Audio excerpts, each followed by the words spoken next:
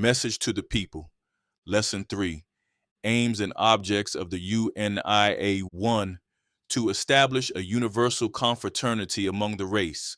We mean by this that there must be a linking up of fraternal relationship with all the members of the Negro race to the exclusion of none. Every Negro in the world must be a part of the confraternity. Every Negro's interest must come first in all the things of humanity. Not until you have served every Negro in the world should you seek to be kind to others. Charity begins at home. The home of the Negro race is all over the world. You must attend to them first before you think of others. If you have a shilling or 25 cents to give away to charity, before you give it to other charities, see that all other Negro charities are first attended to. So long as there is need in your race, attend to it first and always. Never deny help to your own race. This is the meaning of confraternity. One for all and all for one. Never depart from this. 2. To prompt the spirit of pride and love. It must be the mission of all Negroes to have pride in their race, to think of the race in the highest terms of human living, to think that God made the race perfect, that there is no one better than you, that you have all the elements of human perfection, and as such, you must love yourself. Love yourself better than anybody else. All beauty is in you and not outside of you. God made you beautiful. Confine your affection to your own race, and God will bless you, and men will honor you. Never be unkind to your race. Never curse your race. If anything is being done that is wrong by a member of your race, try to put him right. Don't condemn him without hearing him. Give him a chance to do what is right before you denounce him. If he provokes you, try to put up with his ignorance and persuade him to be kind, good, and gentle. 3rd, to reclaim the fallen. Whenever a member of your race is down, pick him up. Whenever he wants genuine help and you can help him, do so. Never leave him stranded and friendless. If you cannot help him yourself, send him to someone of the race who can help him. Put an arm of protection around him and keep him from going wrong and feeling absolutely friendless. 4th, to administer and assist the needy. Let it be your highest purpose in life to assist the needy members of your race. Use all your influence in your country, state, and town to help the needy elements of your race. Seek government help for them. Seek philanthropic help for them. Seek help anywhere you can find it so that they may improve their condition. 5. To assist in civilizing the backward tribes of Africa. Africa is the motherland of all Negroes. All Negroes were taken from Africa against their will and forced into slavery. Africa is the natural home of the race. One day, all Negroes hope to look to Africa as the land of their vine and fig tree. Therefore, it is necessary to help the tribes that live in Africa to advance to a higher state of civilization. The white man is not conscientiously doing it, although he professes to do so. This is only his method of deceiving the world. It is the Negro who must help the Negro. To help the African Negro to achieve civilization is to prepare him for his place in a new African state that will be the home of all Negroes. 6. To assist in the development of independent Negro nations and communities.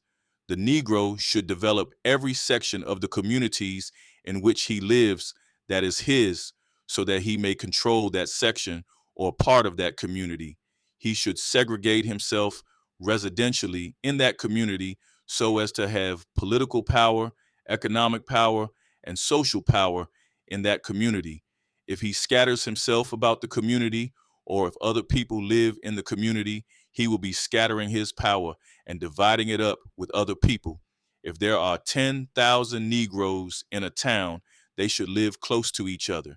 If there are 500, 1,000, or 1 million in a town, they will have the power of their numbers to do business, to appeal to the governor, and to voice their rights as citizens. In this respect, segregation is good. To do otherwise is bad. 7. To establish commissionaries or agencies in the principal countries and cities of the world for the representation and protection of all Negroes, irrespective of nationality. This means that there must be someone in every city whose business it will be to look after the interest of Negroes who may come into that city or country.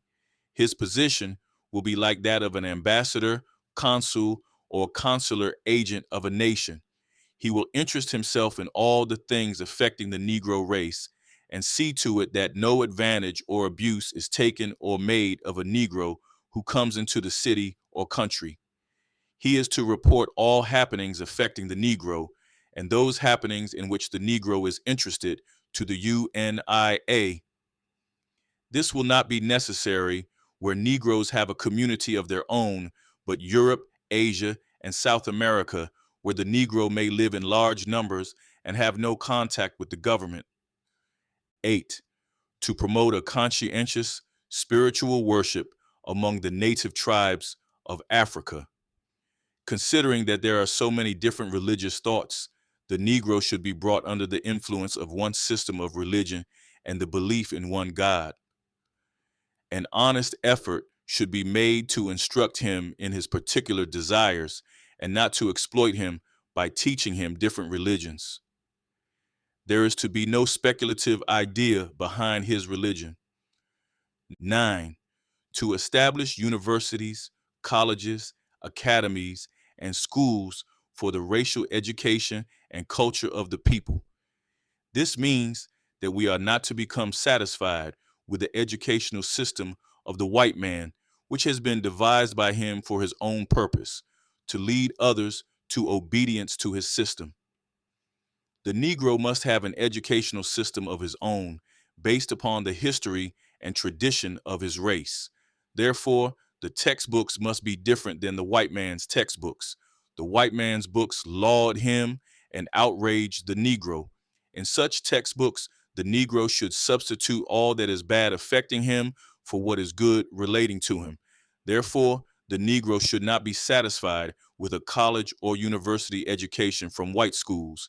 He should add to his schooling by going to his own schools and universities, where possible, or read such textbooks that have been adopted by his schools and colleges.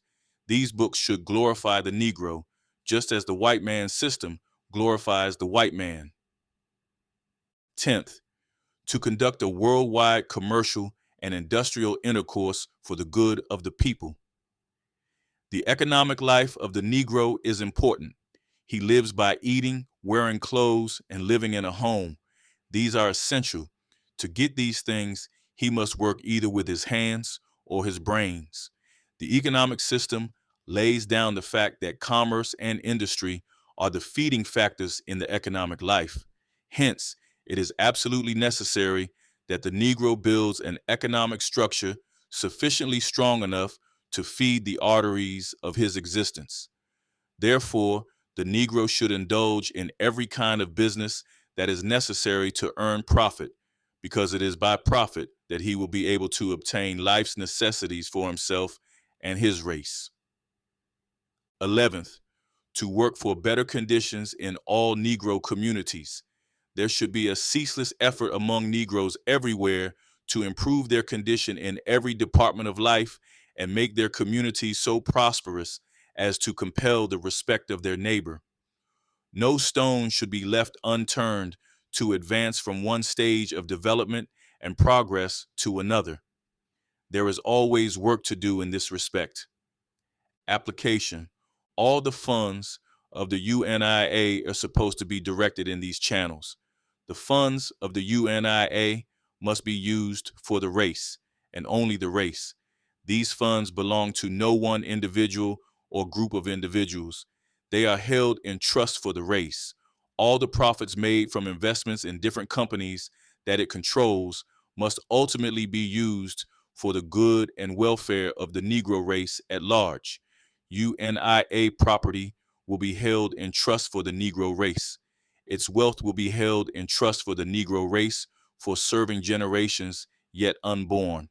The U.N.I.A. shall go on eternally, with one generation handing it down to the next.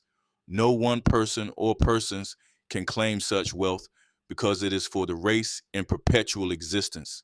Stress this everywhere you go so that people may know that what they contribute to the U.N.I.A. is not lost to them. Let them know that their future generations may benefit from the gift they give today. Black nationalism. The culmination of all the efforts of the U.N.I.A.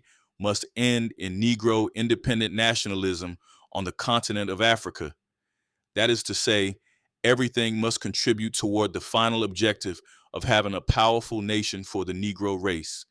Negro nationalism is necessary. It is political power and control, own system of government, and its own order of society.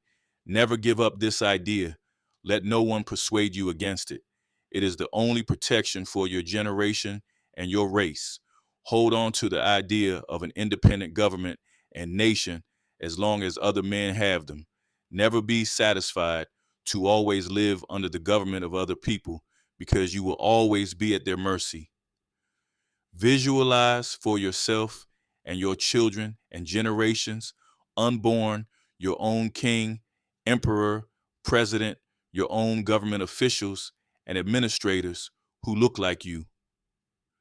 God never could have intended to make you look as you look and as you are, and make your king, president, emperor, or ruler of a different race than you are. This must not be a license for you to disobey the laws of kings of other races or rulers of other races while you live under their control. You must always seek and work for a government absolutely your own, where you and your children will have a chance like anybody else in the state to have a chance to rise from the lowest to the highest position, which you may not attain under other governments.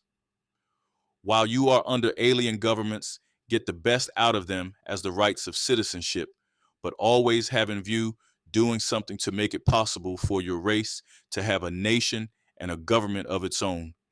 Speak of this, dream of this, work unceasingly for this, and never forget this, for this is the great task of the U.N.I.A. Never confuse your ideas about Negro nationality with that of other peoples, so as to think that their nationality is good enough for you. Never think that if Japan gains control of the world, they will treat you better than Anglo-Saxons or Latins. Don't think that if the Chinese or Indians get control of the world, your position will be better. All other races and nations will use you just the same, as slaves and underdogs. Therefore, your only protection is to have your own government. Don't encourage Negroes to join Japanese, Chinese, Indian, or any other movements with the hope of getting greater freedom. They will never get it, because all peoples want all things for themselves. Explain this thoroughly and sufficiently so as to discourage ignorant Negroes from thinking otherwise. You should teach Negroes to have pride in their own nationality and teach them not to try to wear garments that typify membership in other nationalities. It is ridiculous and people laugh at them for doing so. Teach Negroes to look for honor in their own race and from their own nation, and to serve their own race and nation to get such honors. Any honors they can get from any other race for serving that race, they can get from their own for serving their race. Therefore, don't waste time in that. You can have your own king, emperor, pope, duke, your own everything. Therefore, don't bow down to other races for recognition. When you have honored your own men and women, recognize that honor before the whole world to let the world know that you honored your own. If the world laughs at those you have honored, ask them if they want you to laugh at those they honored. What is good for the goose is good for the gander. If they laugh, laugh at them. A white king has no more right to drive in a golden coach than your king and sovereign. Their pope has no more right to put on sacred robes than your pope. Their dukes and nobles have no more right to be dressed up in feathers than your dukes or nobles. Therefore, have pride in yourself and honor yourself. Don't allow the other nations to get ahead of you in anything. Follow the idea of the Japanese. Every ship the other races build, the Japanese build one. Every university the other races build for teaching men, the Japanese build one. Do the same. Always have your own, because there will not be enough to accommodate you later on. Create your own. Every Japanese you see is working for the good of his nation. Every white man you see is working for the good of his nation. Teach every black man to work for the good of his nation. In conversation with him, never leave him until you have persuaded him to this line of thought. Go to all your lawyers, doctors, and ministers and talk this into them. Argue with them until they perspire confession. Go back again and again and talk until you get your man and let him work for a nation. Always talk about a nation. Always feel that you see the nation. Use the object lessons of other nations to convince your people of the reality of a nation. The sovereign of a people is in the nation. It is the result of a people forming a society of their own to govern themselves and to achieve their ends. People with different outlooks and of different races never join together except they are subdued. They always find independent expression and action. The highest expression of this independence is in the sovereignty of a nation. The flag of a nation is the emblem that signifies the existence of that nation. Have your flag. It is red, black, and green. Be proud of it, for it is the emblem of your race. When other nations exhibit theirs, exhibit yours. Make songs about your nation and sing them. Write poetry about your nation and read it, recite it. Glorify your nation in music and songs. Don't sing the songs of other races. Don't recite the inspirational poems of other races. Sing and recite your own.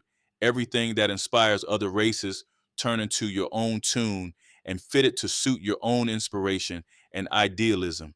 See only yourself in everything. Make your nation the highest expression of human idealism, then live up to it.